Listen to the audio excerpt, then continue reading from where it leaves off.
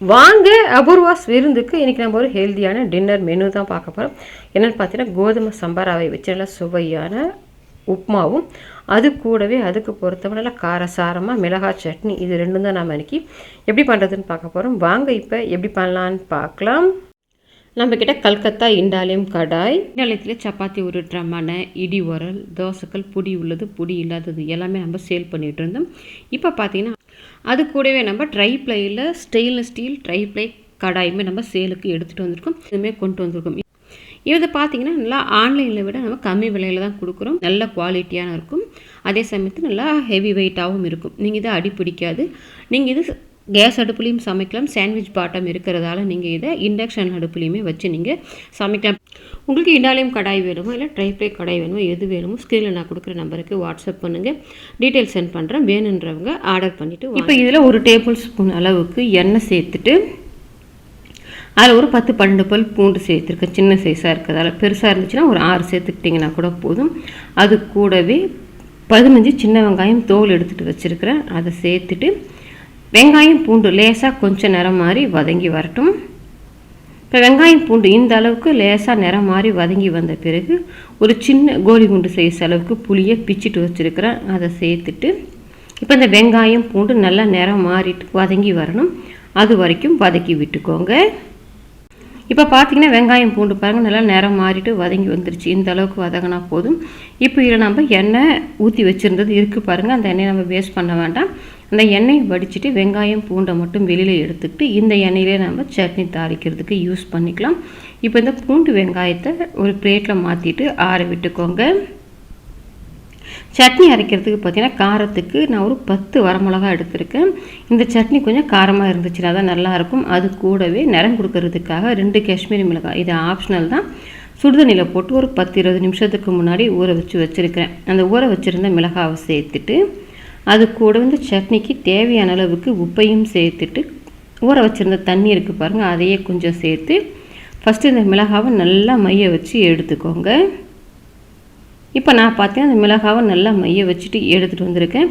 இப்போ இதில் நாம் வதக்கி வச்சுருந்த அந்த வெங்காயம் பூண்டு இருக்குது பாருங்கள், அதை சேர்த்துட்டு நல்லா நைஸாக அரைக்கக்கூடாது, கொஞ்சம் திரியாக இருக்கிற மாதிரி அரைச்சிக்கணும்.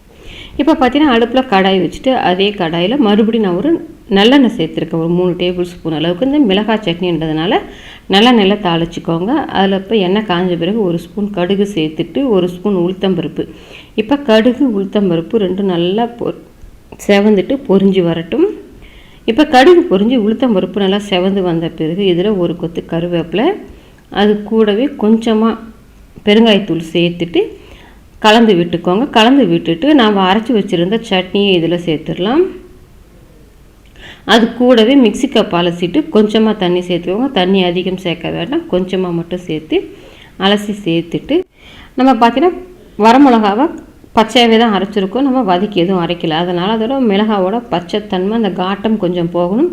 அதனால் இந்த மாதிரி எண்ணெயில் நல்லா வதக்கி விட்டுட்டு கொஞ்சம் நேரம் ஒரு 5 நிமிஷத்துக்கு நல்லா கொதிக்க விடுங்க. அந்த எண்ணெய் பிரிஞ்சு நல்லா கொதித்து வரட்டும்.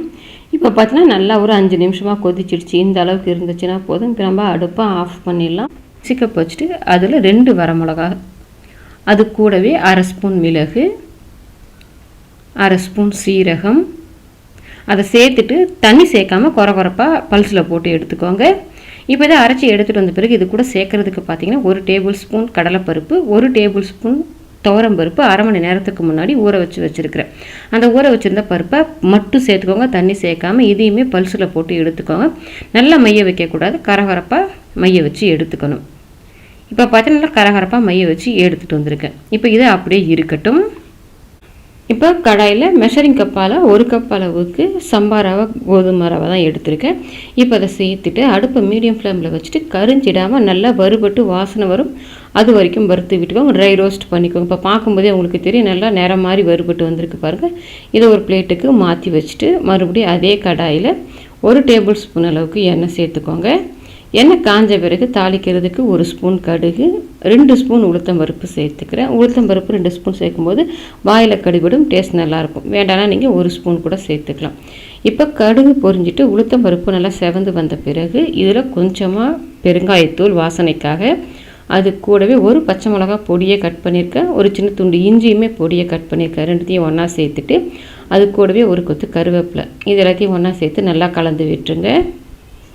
இப்போ எல்லாமே நல்லா பொரிஞ்சு வந்த பிறகு இதில் நாம் ஏற்கனவே கரகரப்பாக பொடிச்சு வச்சுருந்தோம் அந்த பருப்பு மிளகாய் அதை சேர்த்துட்டு லைட்டாக கலந்து விடுங்க. நம்ம வதக்கெல்லாம் வேணும்னு அவசியம் இல்லை, கலந்து விட்டுக்கிட்டிங்கன்னா போதும். இப்போ இது கூடவே 1/4 கப் துருவின தேங்காய், இது தேங்காய் நீங்கள் பல்லாக பண்ணி போட்டுக்கிட்டாலும் போட்டுக்கலாம்.